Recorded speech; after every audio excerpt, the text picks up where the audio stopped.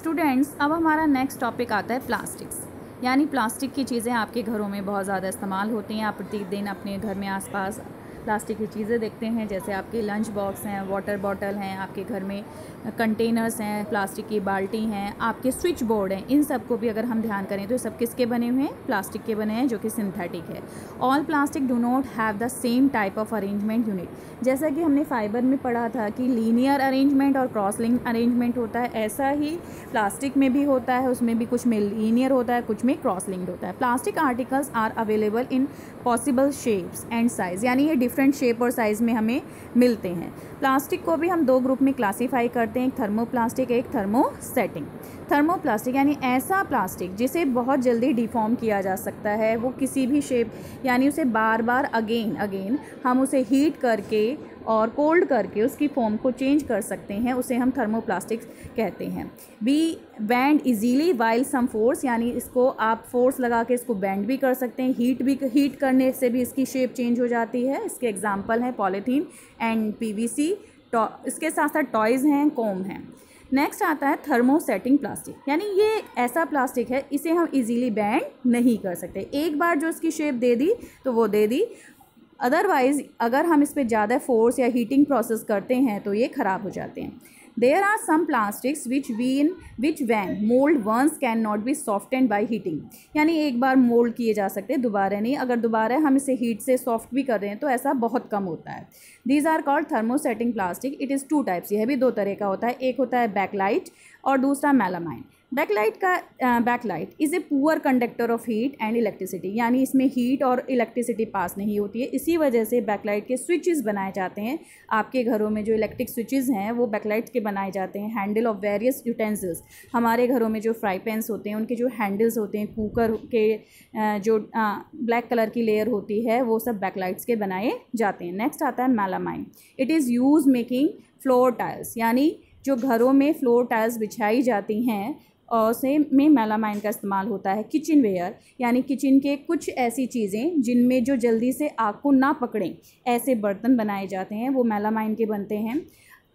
And fabrics which resist fire, यानी ये बहुत ज़्यादा ऐसा फैब्रिक है जो कि आग को नहीं पकड़ता है। Melamine resist fire and can tolerate heat better than other plastic, यानी इसकी जो कैपेसिटी है हीट को टॉलरेट करने की वो भी सबसे ज़्यादा है और आग को भी ये जल्दी से नहीं पकड़ता। अब प्रॉपर्टी के हिसाब से अगर हम प्लास्टिक को देखें तो प्लास्टिक हम क्यों यूज़ कर रहे हैं? लाइट वेट है, स्ट्रॉन्ग है, जल्दी से किसी से रिएक्शन नहीं करता, इस पर जंग नहीं लगता है, poor conductor of heat and electricity है। यूज़ इन मेडिकल फील्ड, यानी आप अगर मेडिकल फील्ड में इनकी टैबलेट्स की जो पैकिंग है, वो जो इंजेक्शंस होता है उसकी निडल को छोड़ के जो बॉडी है वो सब किसके बने हुए हैं? प्लास्टिक्स के बने हुए हैं। वाटर प्रूफ है, यानी इसके ऊपर पानी गिर जाता है तो ऐसा नहीं है कि चीज़ें ख़राब हो जाती हैं।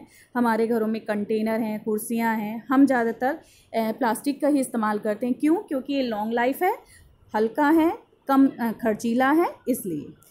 Next, plastic and the environment, यानी प्लास्टिक को हम इस्तेमाल तो कर रहे हैं लेकिन ये इन्वायरमेंट के लिए कैसा है? इन्वायरमेंट के लिए ये बहुत सेफ़ तो नहीं है, लेकिन फिर भी हम इसे इस्तेमाल करते हैं। नॉन बायोडिग्रेडेबल है, ये जल्दी से डिकम्पोज नहीं होता। इसको अगर बर्न करते हैं तो पॉल्यूशन क्रिएट होता है, एयर पॉल्यूशन क्रिएट होता है, बहुत पॉइजनस फ्यूम्स निकलती हैं जो कि आपके इन्वायरमेंट के लिए बहुत हानिकारक हैं।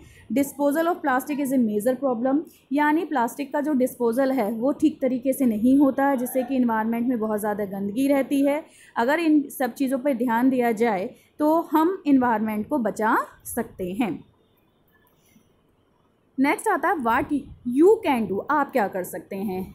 By product with less plastic packing, यानी हमें ऐसी चीज़ें खरीदनी चाहिए जिनमें पैकिंग जो प्लास्टिक के वो कम से कम हो। Never dispose of plastic in the sewage system, हमें सीवेज सिस्टम में प्लास्टिक को नहीं डालना चाहिए। Plastic and promote proper disposal, यानी इसकी जो प्रैक्टिसेस है इसको कैसे डिस्पोजल करना उसके तरीके सही तरीके से पता करने चाहिए, जिससे कि इसका डिस्पोजल सही हो सके।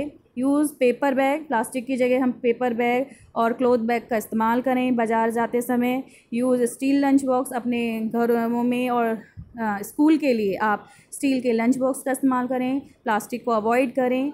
अगर आप एक रिस्पॉन्सिबल सिटीज़न बनना चाहते हैं तो रिड्यूस, रीयूज़, रिसाइकिल और रिकवर पर ध्यान दें, जिससे कि आपके इन्वायरमेंट को अच्छा बनाया जा सके, इको फ्रेंडली बने। Thank you.